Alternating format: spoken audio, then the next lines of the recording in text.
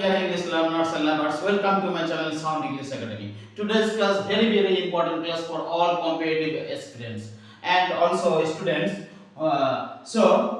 The errors of adverbs. এই যে অ্যাডভার্বের যে এরর্স গুলো ভুলগুলো আমরা অনেক সময় অ্যাডভার্ব ইউজ করি কিন্তু সেই অ্যাডভার্বের মধ্যে আমরা ইউজ করি কিন্তু কখনো কখনো আমরা ভুল ইউজ করি, সেখানে আমরা মিস্টেক করে ফেলি।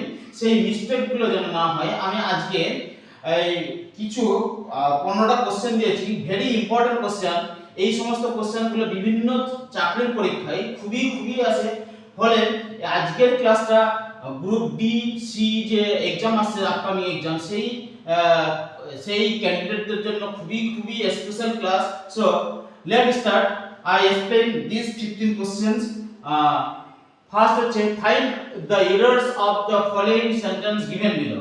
এই যে নিচে 15টা সেন্টেন্স দেওয়া আছে, এইখানে এরর্স আছে, সেই এরর্সগুলো আমাদের খুঁজে বের করতে হবে। সো তোমরা বাড়িতে এইভাবে প্র্যাকটিস করতে পারো এই কোশ্চেনটা আমার সলভ না দেখে। So first question, he encouraged me lest I could not break down in grief. এই যে হি এনকারেজড মি লেস্ট, এই যে লেস্ট এর পরে I could not break down in Greek। এই যে লেস্ট এর পরে আমরা সাধারণত should ইউজ করি, এইখানে এরর কথাই আছে, এই not could not হবে না, could not হবে না।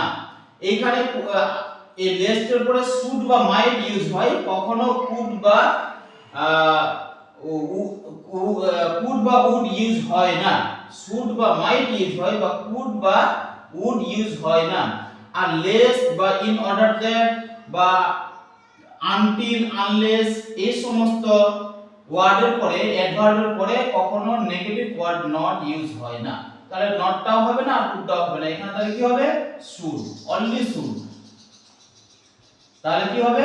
Less I should break down in grief. Okay, clear?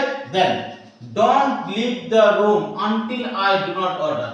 এই যে until I do not order, আমি বলেই দিলাম যে until, unless, less এই সমস্ত ওয়ার্ডের পরে নেগেটিভ ওয়ার্ড ইউজ হয় না। যেমন তাহলে do not leave the room until I do not order, এইখানে এরর কোথায় আছে?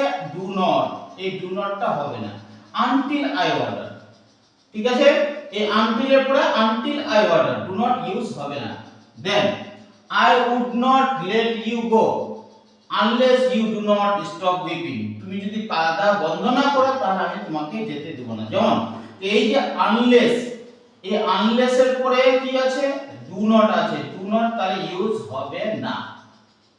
ঠিক আছে, unless এর পরে এটা যেহেতু নেগেটিভ সেন্স বোঝায়, unless, until, less এগুলো নেগেটিভ সেন্স বোঝায়।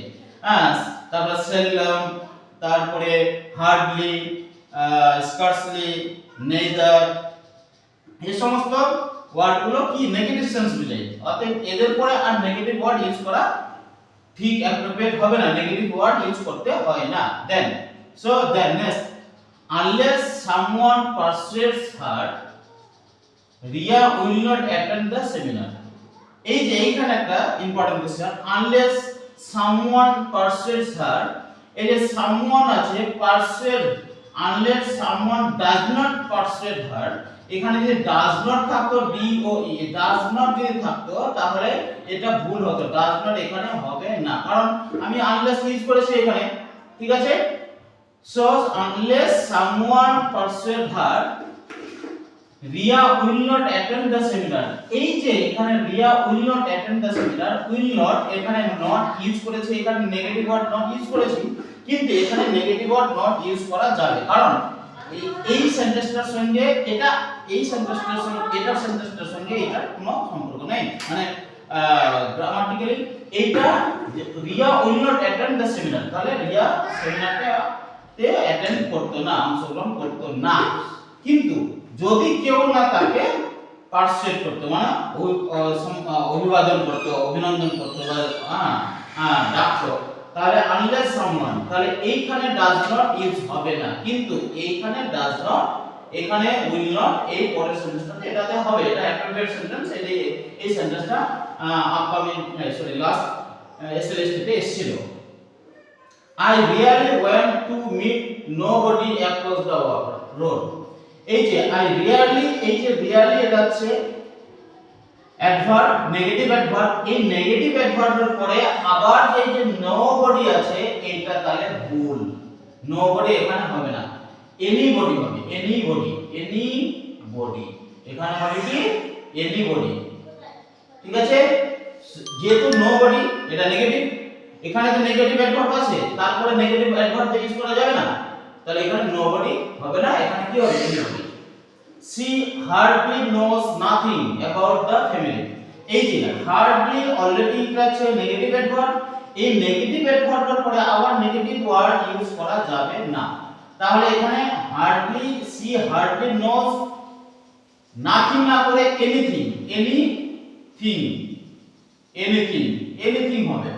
ঠিক আছে, then he does nothing without never consulting me। এই ডাজ আমি তো অলরেডি ইউজ করেছি নেগেটিভ সেন্স, হ্যাঁ, এই ডাজ যেহেতু আমি অলরেডি ইউজ করেছি ডাজ নাথিং, তা অবশ্যই এখানে নেগেটিভ নেভার ইউজ করা এটা ভুল হবে, এটা mistake, is a mistake. So এখানে কি ইউজ হবে, ইভার হবে, ইভার। ঠিক আছে, ডোন্ট নেভার।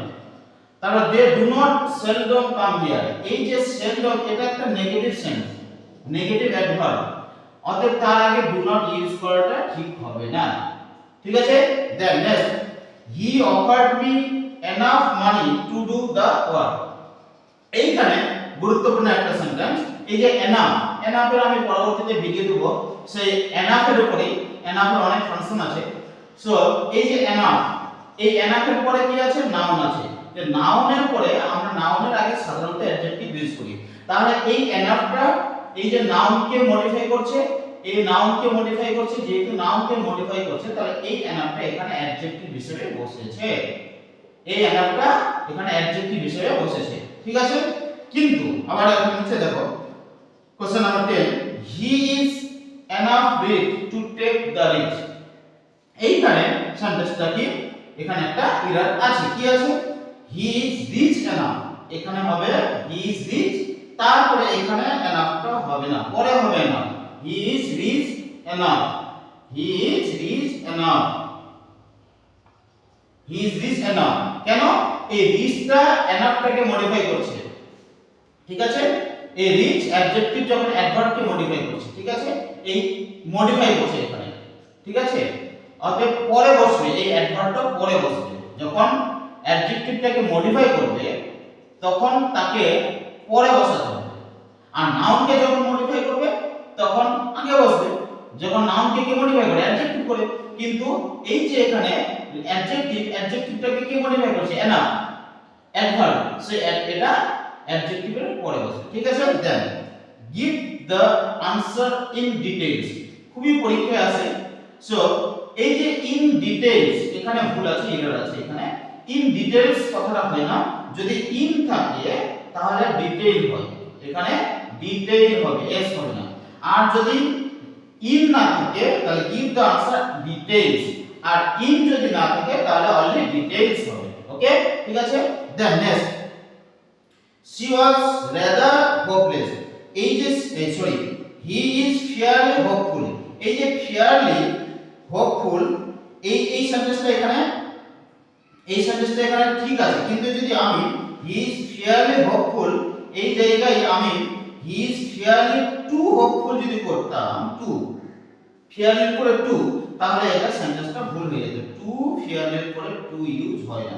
ঠিক আছে, আর এই মানে যদি ভালো সেন্সে বোঝায় তাহলে আমরা ফেয়ারলি ইউজ করি, কিন্তু নেগেটিভ সেন্সে বা খারাপ সেন্সে, ব্যাড সেন্স যদি বোঝায় তাহলে রাদার আমরা ইউজ করি।